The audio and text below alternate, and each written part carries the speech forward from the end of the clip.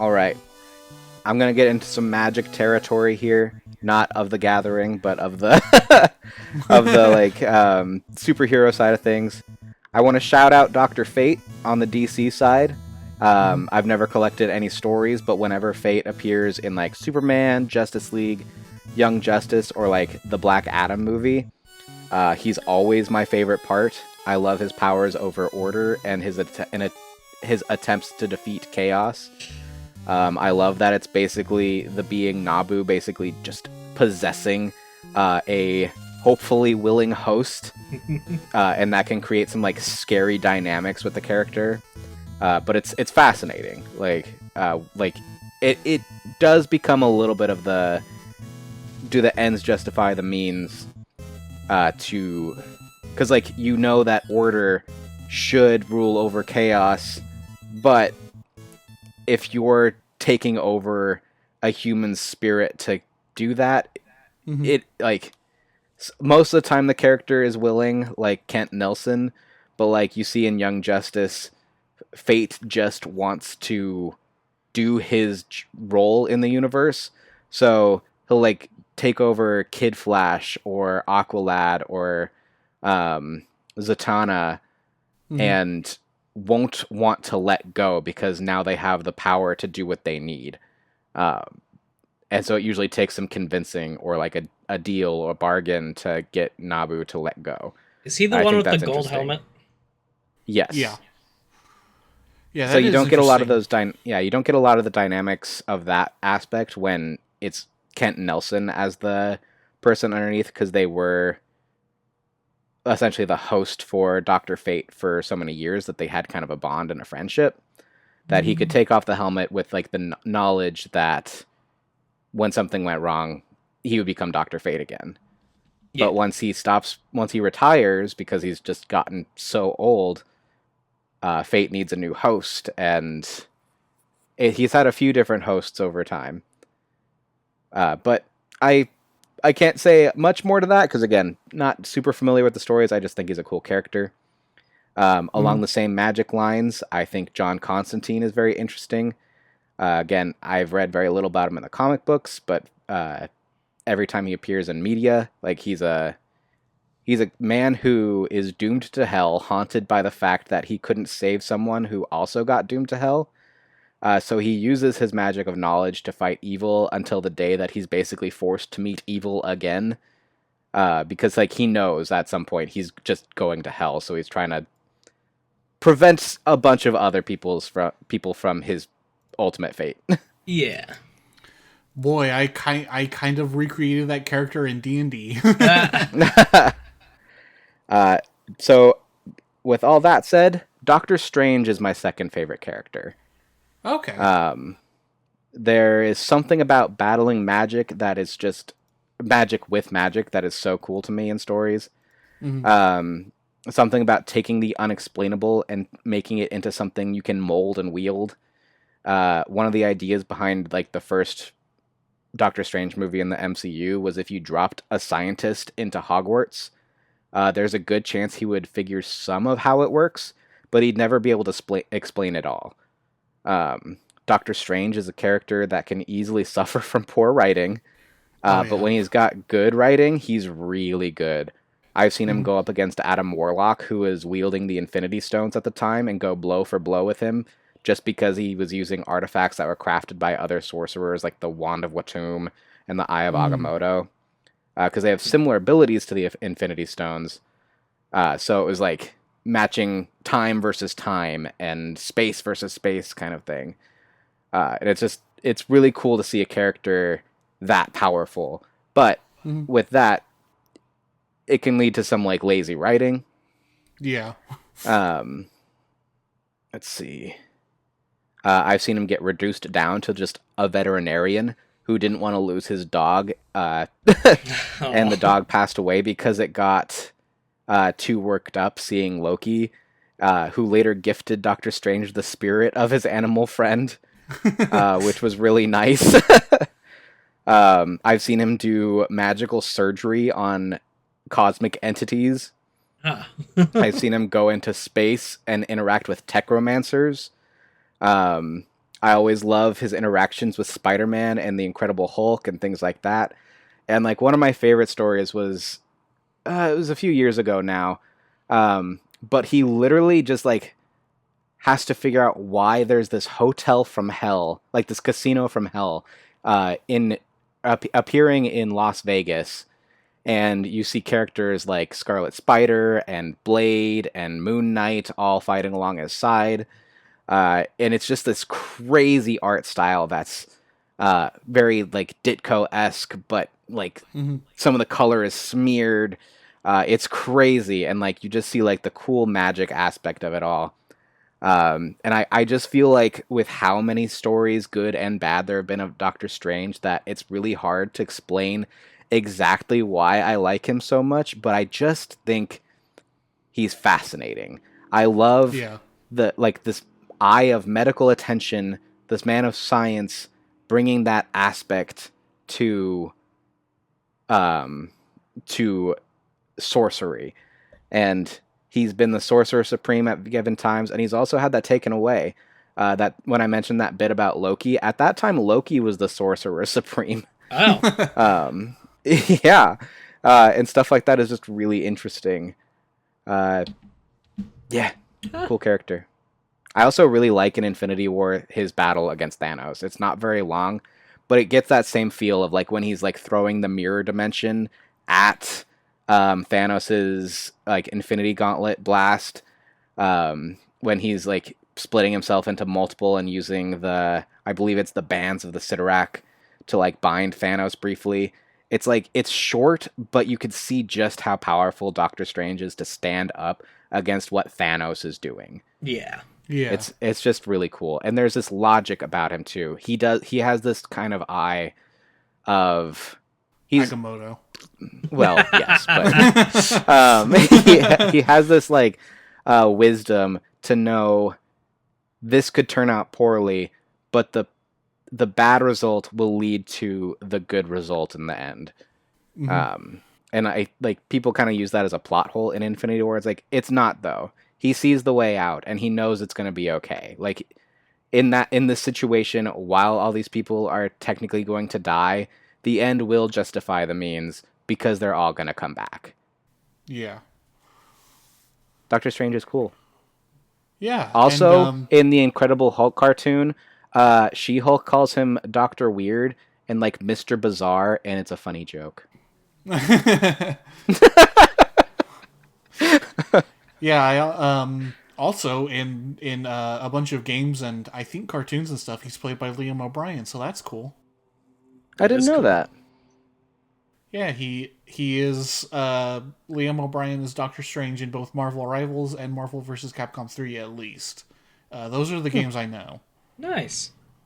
Interesting. Um, but yeah, I did not know that about Doctor Fate. I didn't know a whole lot about him. So that's a very interesting concept, I think.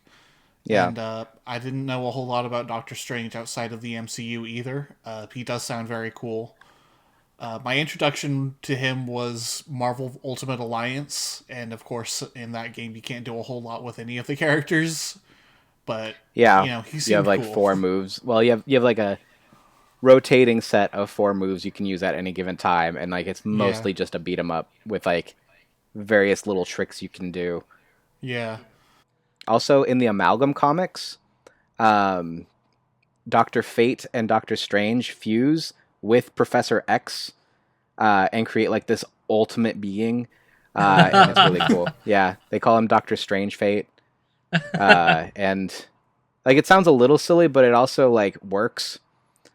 Uh, yeah, no, it's just really cool. Neat. So you have like all this like magic knowledge with the brilliance of Professor X, yeah. and it's just pretty darn neat. Weird enough, and I might be misremembering, but my first introduction to Doctor Strange was either a comic that you or one of my other friends had that was Doctor Strange and like the Shang-Chi guy, Legend of the Ten Rings or whatever, Yeah, had a story together or something like that. Uh, I'm sure they did for sure. yeah. Not one I had, but Yeah. they sound like characters that would go together.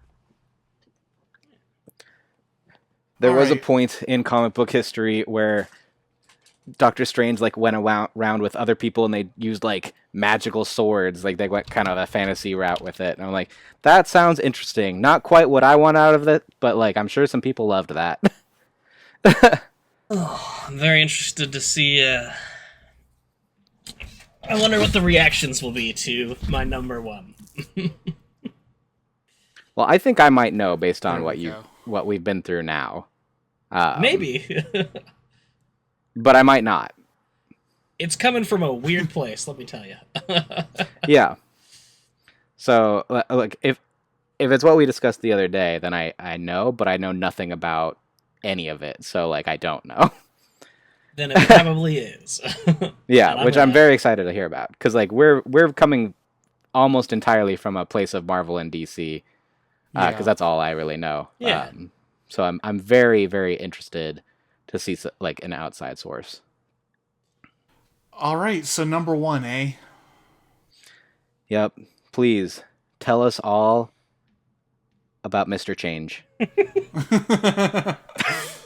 It's not Mr. Change. Oh man. It is someone that you both know and love. That's right. It's 12 Times a Day Man, Strong Sad's OC from his Strong Bad email fanfiction. It's .com.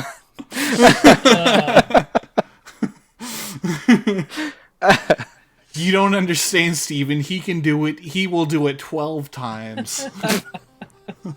You're right. I don't understand.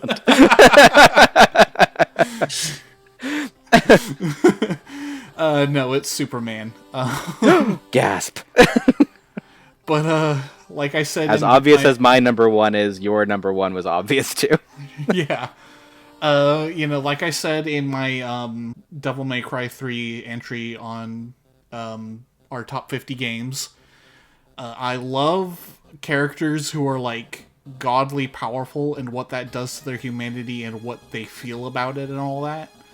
And Superman is such an interesting take on that, when he's done well, of course. Of course. When he's not done well, then of course it sucks. But honestly, the difficulty of writing Superman is another reason I enjoy him, because like if you write a really good Superman story, that means you're probably a really good writer. And I want to like backtrack to that a little bit, because like a different take on Superman isn't inherently a bad thing. No. But it's usually a way to explore the character in a different way. Like everybody's familiar with like Superman Red Dawn is like the communist Superman. Yeah. Like if like we're even like James Gunn has had a different take on Superman when he did Brightburn, which I don't really like that movie, but like it is a different take on the Superman mythos essentially. And I just want to like say like just because you do it different doesn't mean it's bad, but ultimately like if that's all you think that character is, that's when you're wrong. Definitely. And in fact, an alternate take that I think gets the character really well is actually Absolute Superman. Mm-hmm. I've read a little bit of that comic, and it's really good, actually. I really like that interpretation. Definitely leaning into his first subtitle, which is Champion of the Oppressed. Where he's basically focusing on third world countries and that are like basically conquered by these big corporations that are just using these people to mine, and he like goes into the mines and will like use his superpowers to like completely clear out the mine and so that the people can be set free, and when that doesn't work he fights back. He has like an AI companion, and it actually is like very interesting how it's going into like the modern thing of AI, because Krypton was like full on AI dystopia, and Kal-El was actually around for that because he actually is Kal-El in this version. Like he was a teenager when Krypton exploded, and there are a bunch of other survivors of Krypton, but they all got like scattered, so he's like trying to get off planet to find his parents and everything, and Crypto possibly. The story that really changed my mind on Superman and made me go, "Oh, this is an amazing character." Actually, is American Alien. Have either of y'all read American Alien? Mm-mm. I have not. It's an alternate take on Superman where it's a very simple concept. Basically, the Kents are not able to keep it secret that Clark is an alien, and so all of Smallville knows, and it's a small town secret. Mm-hmm. And he is not as strong as his other interpretations. As a teenager, he goes into like a hostage situation and takes a shotgun blast to the face that breaks his nose, and like the doctor in Smallville is like, well, I'm gonna have to take a hammer to set your nose, but we can do it. It's he has his powers from the very start, so he doesn't like get them in puberty or whatever. So, he's uncontrollably flying as a baby and, as a little kid, and he can't really control it unless he, has a cape to direct himself. And there's a fun scene in it where they're trying to figure out flying, and so they're like, all right, get in the back of the truck, we'll take a running start. And he jumps out the truck as it's going, and he, skids across the fields, and Kent is like, "Oh God, are you okay?" And Clark just gets up and says, "Well, that didn't work."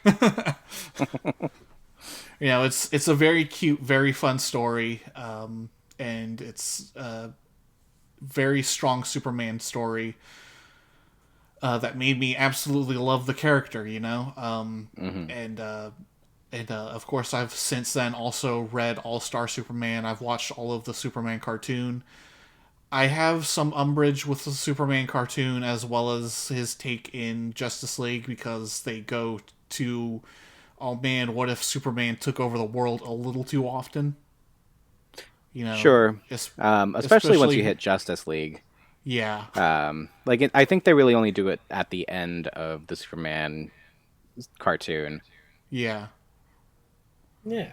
But I really don't care for stuff like that. If you want to do an evil Superman, don't make it actually Superman. I don't have a problem with Omni-Man or Homelander. You know what I mean. yeah, I know what you mean. As character, their own character. As their own characters. They're kind of like a what if Superman versus the actual. You're making Clark Kent do these things. Yeah, definitely. It's just also a reason I don't like Injustice, though I will give Injustice credit. They certainly had to do a lot to break Superman. I still don't buy that he would go that far. But anyone would crack under those circumstances. Sure. Yeah. My favorite, yet sort of small-lived version of Superman is, I forget which show it is, but it's the Smallville version of Superman. But by the time we see them again, he's given up his powers, and then he punches Lex Luthor in the face, and he's like, "I'm still stronger than you." Yeah, that was in the Arrowverse. I don't remember which show it was exactly because they were doing a big crossover at that point. Yeah, so it could have been any of them. But yeah, that is a nice because it really it plays to that version of Clark Kent. The Smallville version of Clark never really wanted to be a superhero, but he had these powers, so he felt he had to do something with them. Yeah. So it makes sense that Clark Kent would give up his powers to live a human life with Lois Lane. We want to say anything else about Superman? I think I had one more thing to say. If I can remember it. No, Did you know covered that? Absolute. I think it was in the 70s. They retconned Superman to be a true American. Oh no. That way he couldn't be influenced by immigration or anything. They could call him a true American superhero. They made it so when his ship crashed on Earth, that was when he was technically born. So he was a true home-blooded American.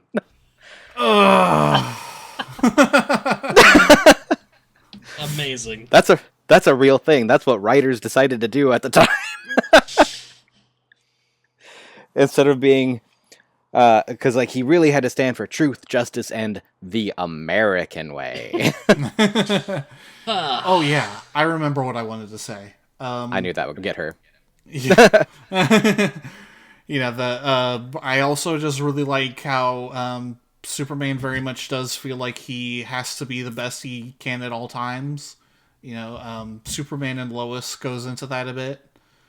You know, where like he really can't slip up, and that is a really interesting sort of pressure to add on him. You know, like if he screws up, then that's kind of over for him. You know.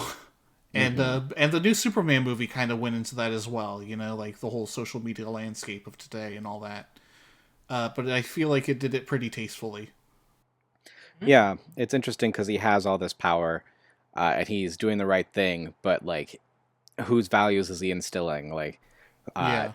like with his power, like, should he always be helping everybody? Should he be stopping other people's conflicts, or is that their business? Yeah. And I think that's an important lesson for everybody these days, and I think it always has been. Um, like, yeah, can you stand up and do something? Of course you can. Is what does the effect of you doing that have on the rest of the society? Yeah. I love when you can ground Superman. There's a story, there was like some big event where for a while, Superman decided to just basically walk. He decided to walk across the world, I think. And he would help people if he saw something. But essentially, he just wanted to, like, touch his feet to the ground, see people for people again. Yeah. And I think that's just a really interesting take on the character. Because, again, he's always seeing things from above. He's seeing the big problems, but he's not seeing the domestic abuse at home. He's not seeing the cat stuck in the tree anymore. He's not seeing the house fire. He's seeing giant monsters and universal threats and the Black Lantern Corps and things like that. And I love that this character with all this power, who could just be God, essentially, stands on the ground. And, you know, as much as I like Kill Bill Volume 2, Bill's speech is incorrect. Definitely. Clark Kent is not Superman's disguise. Like, yes, he's Kal-El, yes, he's Superman, but he grew up as Clark Kent. He still does put on the cape. And, like, while that is, like, I would say, I don't think he's just Clark Kent. I would say he really is, like, a 50-50. Like, he has to balance who he is. And I don't think, like, obviously every superhero kind of has to balance who they are, but I don't think anybody hits that, like, perfect split like Superman does. Oh, definitely. Like, you know, to go back to Spider-Man for a second, which I'm sure we'll talk about again soon. Who could say?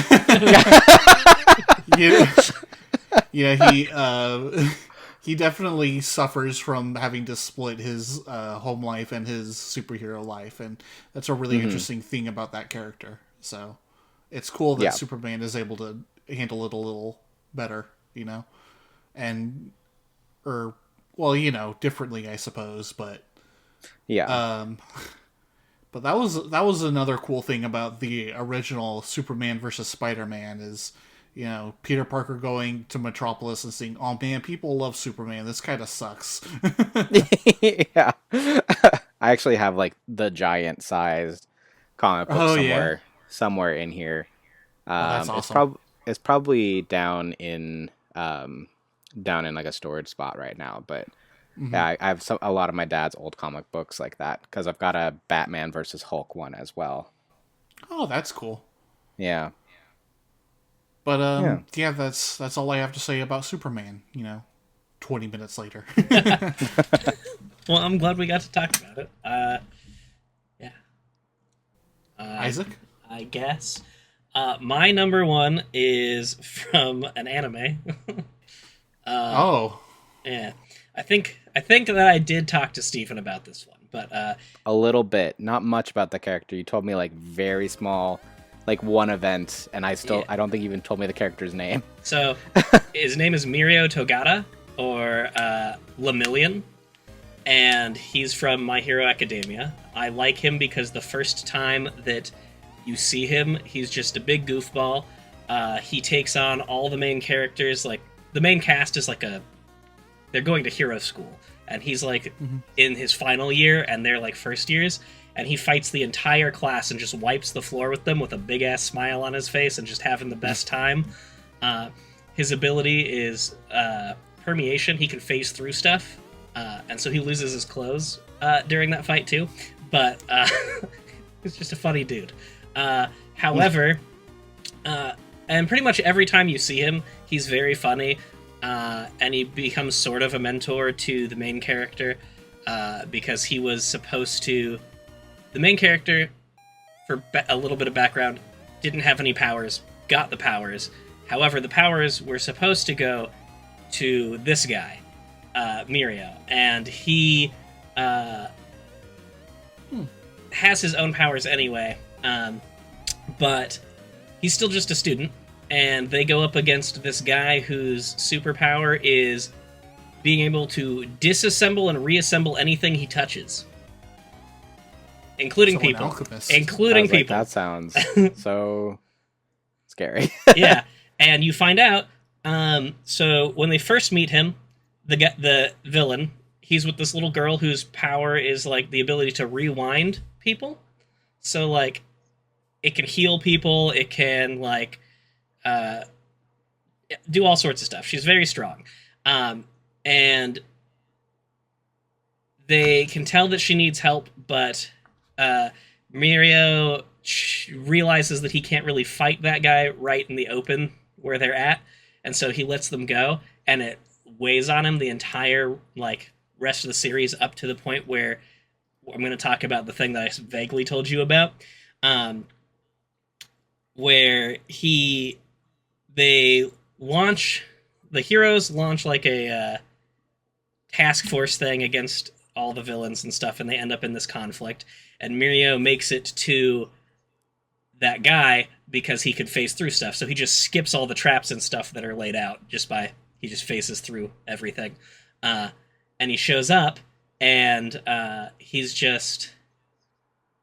You find out that the villain has disassembled and reassembled this girl many, many, many times to get her to do what he wants. Very, very horrible dude. And Mirio just has this really great... A lot of really good things that he says.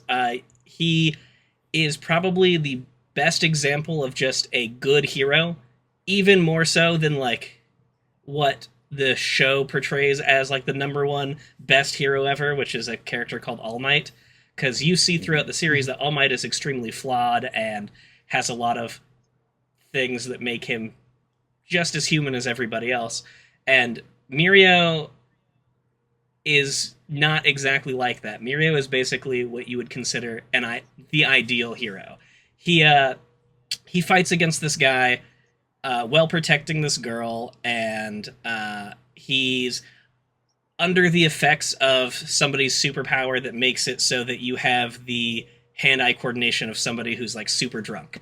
So he's not able to like gain his balance or his equilibrium, and he's still fighting the main villain guy that can disassemble stuff and one of his henchmen all by himself as a student. And then he loses his powers in that fight. And then he continues to fight for another 5 minutes without his powers against those same people without getting touched by the disassemble guy. All to protect a little girl. And I just think it's really cool that this student, who's not even a full-fledged hero, is standing up against a really, really dangerous villain because it's the right thing to do, when probably most of the other characters in that series would give up or run away. Yeah. Yeah, I remember you showing me that scene, and it was affecting. You Yeah. know, Yeah, I've got to say that's the most convincing most convinced I've ever been to actually watch My Hero Academia. Don't watch it. Yeah. That's the only good scene in the whole show. I thought you liked that show. I wouldn't. It's not really I true. wouldn't. It's not really true. Yeah, I wouldn't go that far. But it is the best scene in the whole show, in my opinion. A lot of people do not like that specific cutscene because it uses a lot of like still frame action cuts instead Yeah. of it being fully animated. But I grew up on comic books, so like I think it's cool that it's very comic-esque. Yeah, that's yeah. fair. And after Yeah, this, I want to show it to Steven because Steven hasn't seen it. I'll just show the one clip that I'm talking about. Yeah. Yeah, My Hero Academia is interesting because like it creates this flawed world and then has this really cool villain who like points out how flawed the world is, and then it doesn't do much with it after that. Yep. Fair. Yeah, it's like, yeah, but it's the it's the status quo and it's comfy. And has a Also, really I horrible do not ending. yeah, and I do not like Bakugo, and I hear that even the author was like, yeah, I may have gone a little too far at the start with Bakugo, telling Deku to kill himself. Well, not only that, but when you have a character who has very little character growth, and even after all of the different stuff he does, and learns, he still chooses for his superhero name to be Great Explosion God Dynamite. That's his hero name. Like, what a fucking joke. Yeah, Anyways, yeah. that's all I have to say about Lemillion. Great representation of what a hero should be. Oh, so Yeah. good. This is just hearsay, but like, I don't. I hear that. I remember seeing somewhere that like part of his power is like a joke on like Bethesda glitches, and that's kind of why he looks like that. He's supposed to kind of look like the Vault Boy from Fallout, but at the same time, he also looks like Tintin. So I don't know if that's true. I could see it. So. Because like people definitely phase through the floor all the time in Fallout, and so like the way he uses his power is that he like will phase through the floor and then like use the momentum to shoot himself out, which is very Fallout, or very Bethesda glitch. Yeah. I guess it was never confirmed by the author, but it's a very popular fan theory that he's inspired by Fallout. But let's see. But also, people compare him to Tintin. So yes, just the exact same thing that you already said.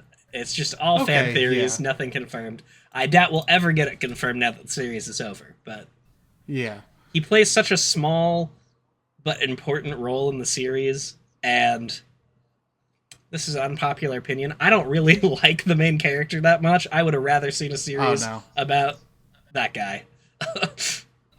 Deku's all right. Yeah. But or should I say Green Naruto? He's all right, but Yes.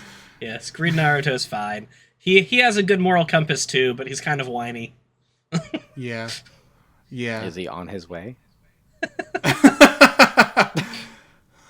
God, my favorite of that series is still probably the Speedster. I forget his name. Oh, yeah. Yeah.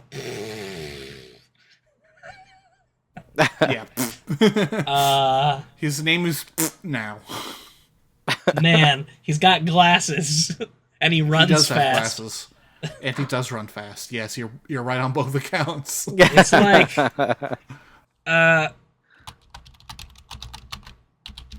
what's his name is Tenya Ida, and his superhero name is Overclock. Okay, yeah. Or is that his superpower? I think that's his superpower. Like, that's his superpower. Brothers. Ingenium. Yeah, he took his Ingenium is his hero name. Right, yeah, because he like took his brother's or his father's superhero name, and yeah. Okay. Anyways, Yeah. Anyway, Steven, tell us about Gumby. I was trying to think of a weird superhero to say, and I don't know why I settled on Gumby. Gumby. Yep. Actually, I like Quail Man. You ever see the series Doug? When Doug wears his underwear on the outside of his pants and has a belt on his head? Yeah, with his quail eye. And his sidekick, which I think his sidekick's name is still just Pork Chop.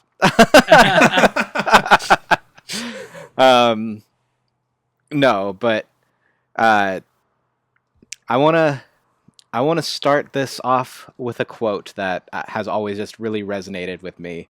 No matter how hard life gets, how brutal the world around us can appear, how inhumane our fellow man sometimes seems, simple humane love is still the most powerful force in the world. And people are, at heart, as kind, as decent, as compassionate, and caring as a guy named Peter Parker. This is a quote from J.M. DeMatteis, a former writer for The Amazing Spider-Man, and it really sums up my love for superheroes and comic books in general. They aren't about superpowers and magic. They're about the strength of humanity. To nobody's surprise, my favorite superhero of all time is Spider-Man. We could do this list 100 times. Spider-Man would be my favorite character at the top of this list every single time. We could do this for the next 50 years. I would be surprised if Spider-Man wasn't right at the top every single time. I love Spider-Man so much that I could have filled nearly this entire list up with just different versions of Spider-Man. Growing up, I loved the clone Ben Reilly. I collected everything related to him and Scarlet Spider I could, really liking the design and the different take on the character. In the most recent tellings of the character, he was basically called the most killed character in the Marvel Universe. And his mental stability was definitely slipping because of it. No. Another more recent favorite was Spider-Gwen, or now known kind of as Ghost Spider. She has this like neon rock and roll filled aesthetic in her world, and it's a twisted take on like the universe we know, where she got her powers instead of Peter Parker, and being best friends with Peter gets jealous, and he's still a science whiz, so he tries to basically recreate the superpowers and ends up actually becoming that world's lizard. Oh. Yeah. And ends up I dying. heard about that. Which is like her Uncle Ben moment when Peter dies. And what's crazy in this world, Matt Murdock is the Kingpin. Oh, wow. Yeah, and he is scary. Because he's still got all of his Daredevil powers, but he's like the leader of the Hand as well. Oh, yeah. There's Kane, who is another clone of Spider-Man, who took on the Scarlet Spider mantle. There's Peter's daughter, Spider, who became Spider-Girl in an alternate future universe. But even with all of these, at the very top of the list would still be Peter Parker. There are too many stories to count that are really good. So many are iconic, like the death of Gwen Stacy, The Other, Spider-Verse, Maximum Carnage. You've got the Sam Raimi movies, his appearances in the MCU. We talked about the Amazing Spider-Man movies quite a bit already. And while not completely Peter Parker stories, the new Spider-Verse movies with Miles Morales are literally just some of the best superhero products ever made. Peter is just... He was designed to be a relatable character, and I've never seen him as anything other than that. He's just like, what happens if this regular person, especially like this meek individual, gets superpowers? At first, he is a little cocky, a little bratty, kind of shows off, like, but when something happens, like, it all comes down to Uncle Ben's words of great power comes great responsibility, which have been just rammed into pop culture where it's almost a joke at this point. But if you really take the words at like heart value, like, they do mean something.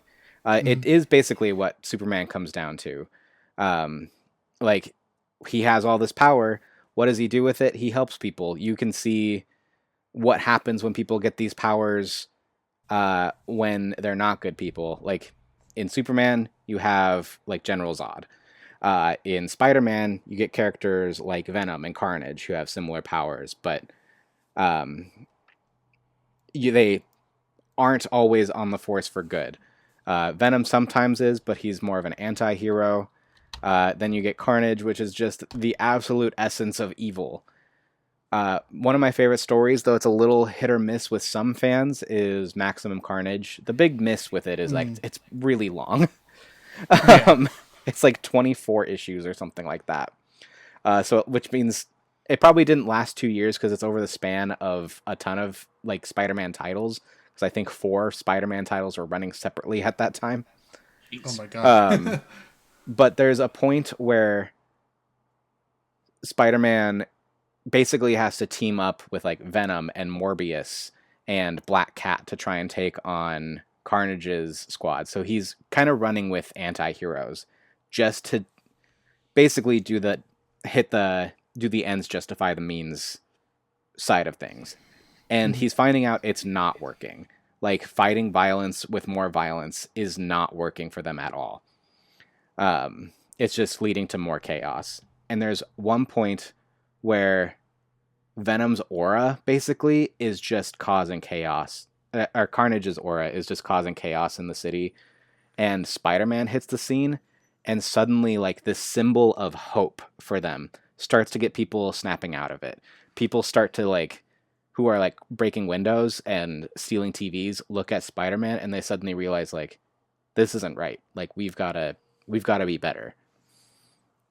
And to me, like, that's just everything Spider-Man is it is being the small man standing up for everybody. He's basically a street level superhero, but he's always fighting alongside teams like the Avengers. But you can see him on the streets with characters like Daredevil, or the Defenders. He's just everything. Like, he can be everything, and in the end, it's his positivity, his humor, his outlook on things. He's the person who's given up his moniker of Spider-Man multiple times, but every time he has to come back because people are suffering without him. He puts he puts the value of others above his life, and unfortunately, it means he suffers a lot for it. He's Definitely. truly a tragic character.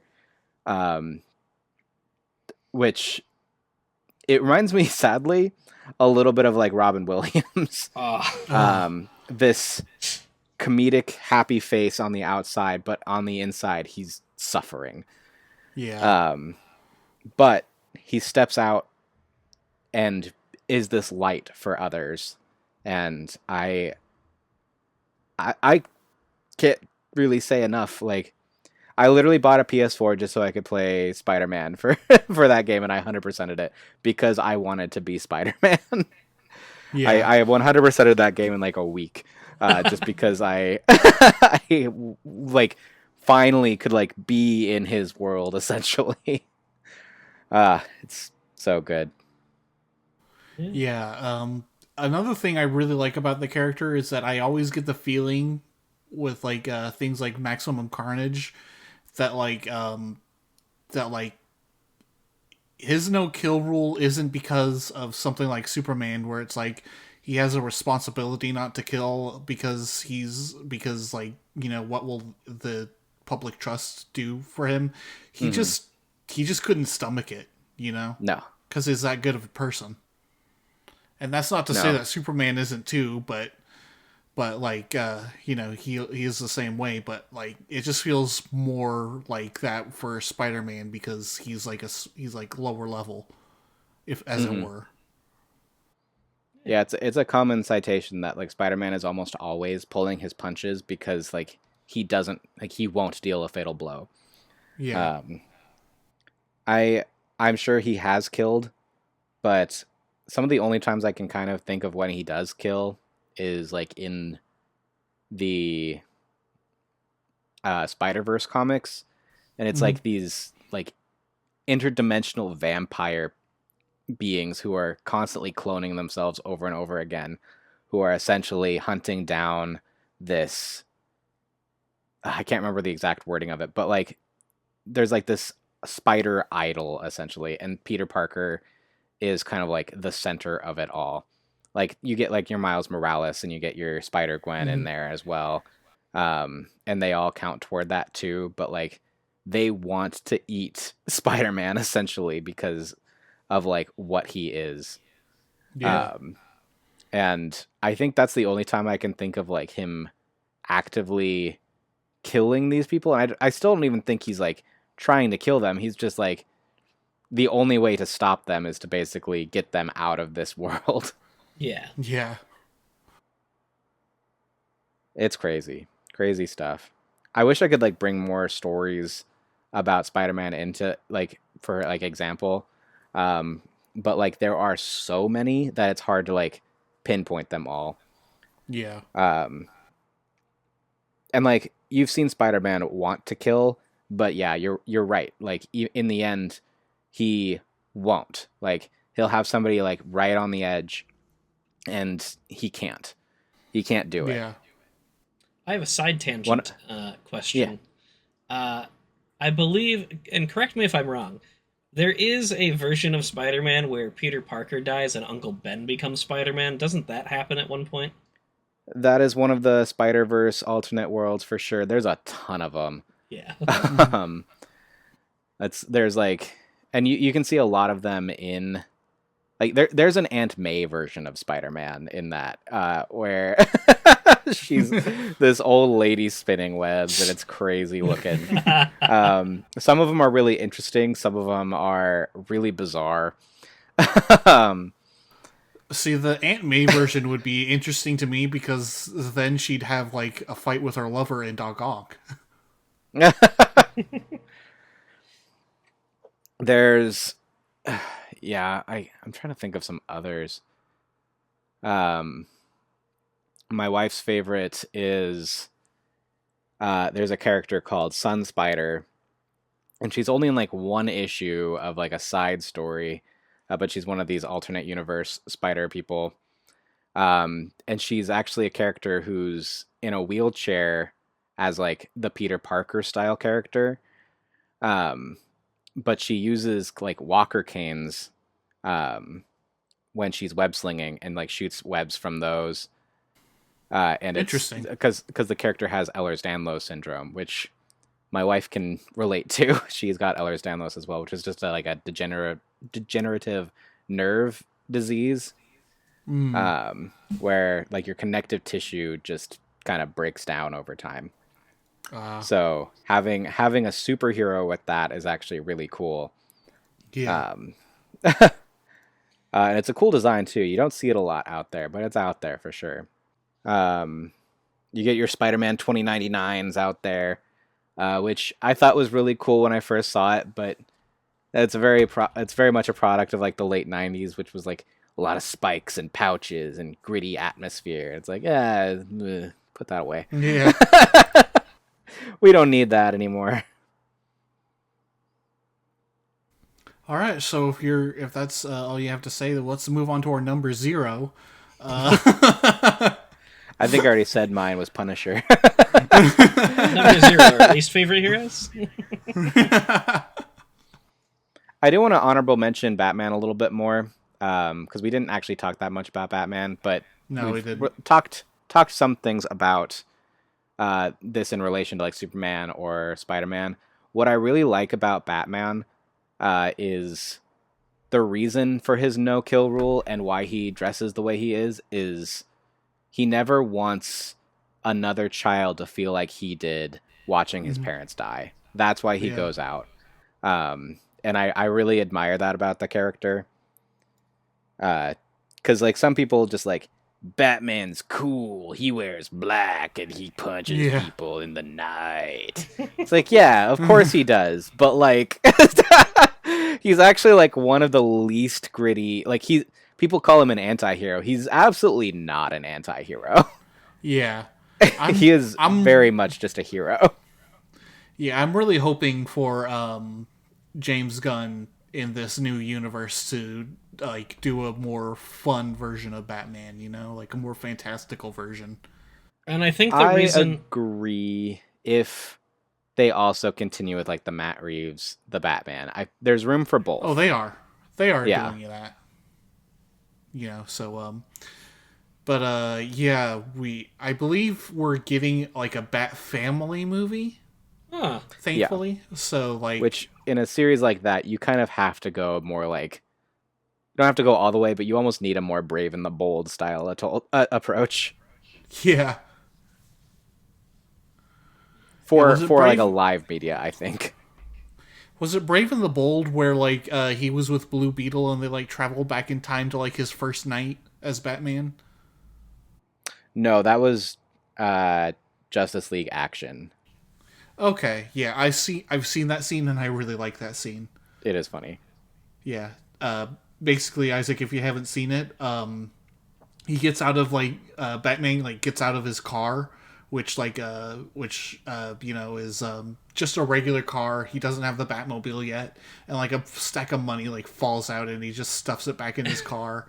Then he like takes out a grappling hook and like swings it around and misses the rooftop and current Batman says that's why I made the grapple gun. And then he climbs up and then he does his I am vengeance, I am the night thing, and Blue Beetle's like trying not to laugh and Batman just says, "Tell no one." I love that. That's, Yeah. yeah. And There's it some says really something good portrayals of him, for sure. Yeah. like there was like the last voice clip Batman Kevin Conroy ever did for Batman was just this scene of like the world ending and he's fighting Joker. It just says like, if I'm gonna go out, I'm gonna go out how I always was, being Batman.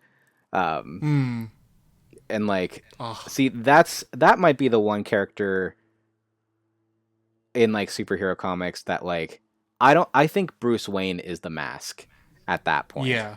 Yeah.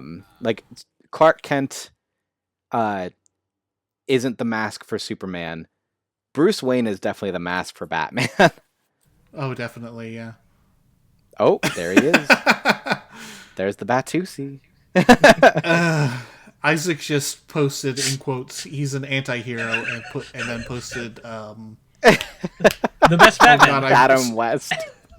Adam West, yeah. Yeah, quite the anti-hero. I think what I was gonna say earlier is I think the reason that people feel that he is sort of like an anti-hero is simply because of how the what's that actor's name? Christian Bale. How it portrays him. He's still not an anti-hero in that either, but it's way darker. Yeah. But if you look back at like most of Batman's time as Batman, you can't look at Adam West and think that he's an anti-hero. Or Val Kilmer. Yeah. Or George Clooney. Now, I will say, Michael Keaton's Batman might be a little bit of an anti-hero. Is Michael Keaton's Bat- Batman Yeah. the one with Mr. Freeze, Arnold Schwarzenegger, and Poison That Ivy? one was No. George Clooney. That was George Clooney. Michael Keaton was the one that had like the Joker and the Penguin and Catwoman. That one actually, that Batman actually kills people. Yeah. Wait, is Two-Face in that one as well? One that of was them... the Val Kilmer with Robin. Yes. Yeah. Robin that was almost Val Kilmer. dies, right? They all almost die always. Like Yeah. you have to put the movie suspense in there. And I don't treat movies from like the 80s and the 90s too harshly about like the no kill rule, because like it is a different portrayal. Yeah. They're doing it for a movie, but it is kind of hard to watch Batman just like kill a person. Which is why Batman v Superman is so bad. Yeah. And just Killed like so many strap people. guns to the Batmobile. Oh my gosh. He's like, So- he doesn't directly kill people. He shoots a thing that makes like cement fall on people, so he's not killing them directly. Yes, he fucking is.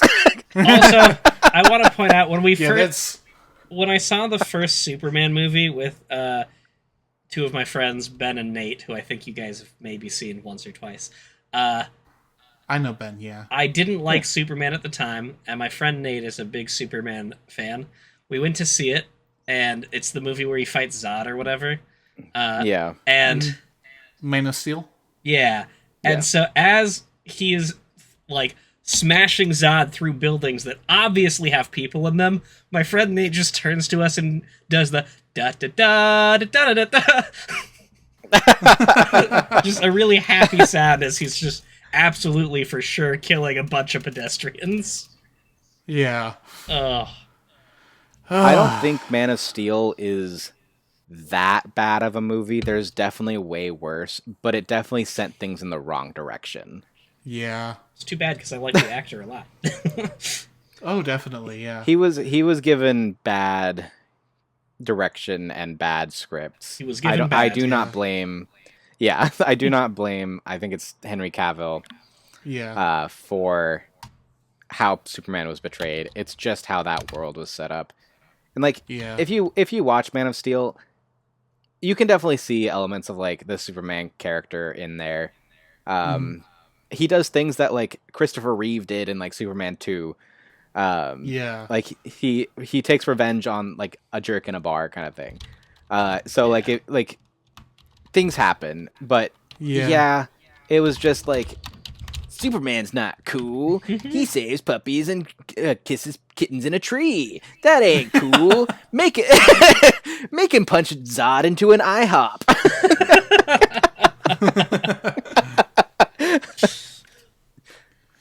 Yeah, the weirdest thing about that movie to me is how they called Vegeta Zod Yeah. and they called Goku Superman. Again, I don't even think that movie is that bad. I think it is a mid-tier superhero movie. But it's bad in that it started everything going down. Yeah. You also had Christopher and- Nolan attached to it too. Like he was Yeah. like producing it and everything. So like he had just come off of Batman, or the Dark Knight, I should say. Yeah. So like you at least had that kind of pulling a little bit too. But once it became like entirely Zack Snyder, which is funny because like I think the Snyder cut is actually pretty good overall. I don't even think it's that bad of a portrayal of Superman if you like especially take it in this world. Like Superman is this Superman, not like the Superman. Yeah. Like it's a well done story, at least for the most part. It's too long. It's way too long. But it's pretty well done. And like I said earlier, if you want a darker take on Superman, absolute Superman is right there. You know, Yeah. like he gets close to killing someone because he did something really messed up, but he stops himself and is like, I need to go see the Kents to calm down. You know, because he is such a good guy still.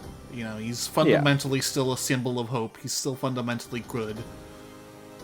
You know, it's just a darker world he's in, and I think that's the way to go about it.